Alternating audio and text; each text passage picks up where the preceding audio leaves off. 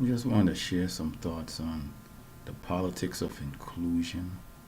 Um, I think for black people, and when I say black, I'm going to go ahead and include your native born blacks here in America,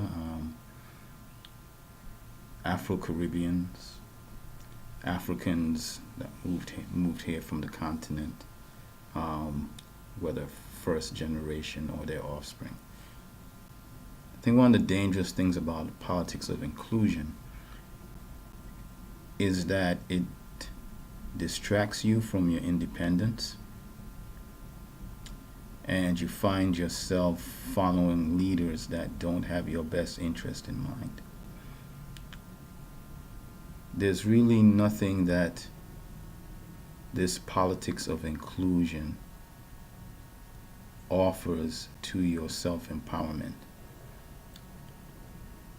You run the risk of not going your own way and not doing what's in the interest of you, your lineage, your tribe.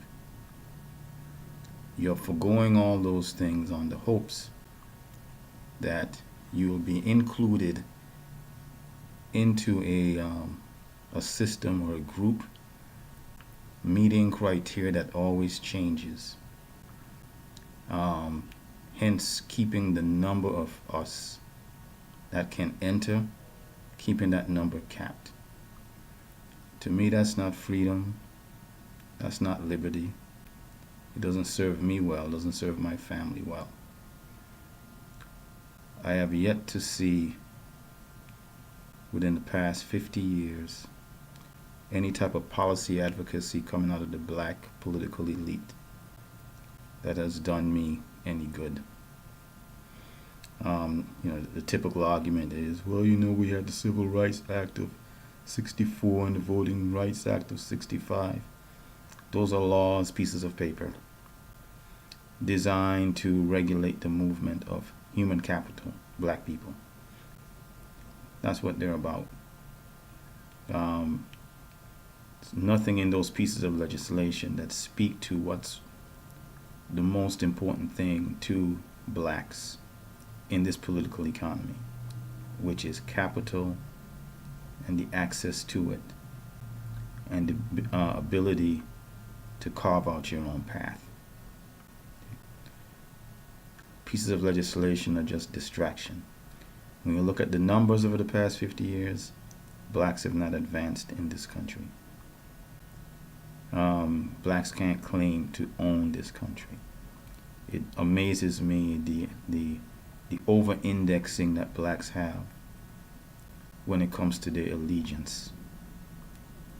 And in my opinion, if you're going to give a nation allegiance, it should be giving you back something. And that something is your 40 acres and a mule. 21st century version.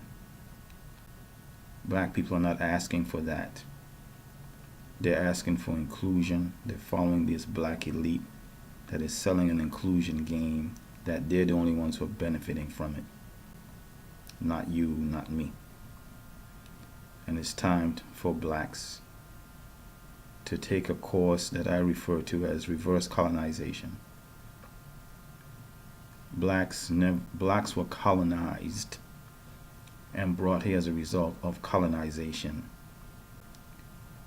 However, it's time to take some of those aspects and flip the script, as the young people say, and to start applying techniques of colonization for our benefit, not for the benefit of inclusion, not to feel good standing up next to your white friends. That doesn't serve you well. If you want to pursue this thing called equality, which I think doesn't exist, but that's a topic for another discussion. But if you want to pursue any semblance of equality, you have to be able to stand on your own platform, preferably a platform higher than everybody else's, before you can make that claim. If you have not properly staked your claim in capital in this country, if you're not making the decisions regarding how capital flows, if you walk out of your house and you look around and the only thing you're seeing are barbershops and salons and men hanging out on corners, pants hanging off their ass, looking like they have nowhere to go. If you see your people get into cars leaving that neighborhood for 8, 9, 10 hours a day and coming back because they have to seek economic opportunity outside of their quote unquote community, you have no stake. You have no control. And it's time for that to stop. My generation's a lost cause. I saw a report where millennials blame baby boomers for just about everything, and I think that's overblown, but they've got a few points. My generation, given all the knowledge it accumulated, was responsible for leading us into our own way. We didn't do that. We pursued a politics of inclusion, and it is costing millennials. It's costing our young people because they're looking around and they're still seeing that we have no value in this system. And if your parents have no value in this system, what does that mean for me as a young person? How do I create value? I've seen no leadership in that regard, and I'm paying the price. These are the hard questions, the hard issues that we have to face. We need to get off of this celebrity worship shit that we have for these so-called black elites. I'll be blunt. Fuck Jesse Jackson. Fuck Al Sharpton. Fuck the Congressional Black Caucus. Those people are not leaders. It's time to stop listening to them. They do not have your interest at heart. Any interest beyond their hearts is just for their kids so they can hand down the benefits of nepotism. They're the only ones who are going to benefit. Not you, not me. So it's time for us to go our own way. That's going to be the topic of my discussions going forward. So I hope you continue to join me. But I hope you also sit down and start considering how you carve out your own quest outside of what you're hearing from black media, white media, whomever. Sit down and listen to yourself. Sit down and think about the skills that you need to incorporate going forward, and applying those skills to carve out your own way. If you believe in the American mantra, if you take a good hard look at it, it's men and women who carved out their own way that are sitting at the top.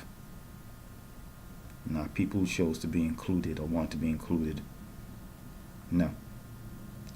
And for members of the African diaspora, we have to go double hard on that avenue of going our own way if we are to make up for the 400 to 500 years that we have been in the Western Hemisphere.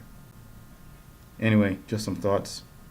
Join me at www.altandrew.com or hang around on my Facebook page.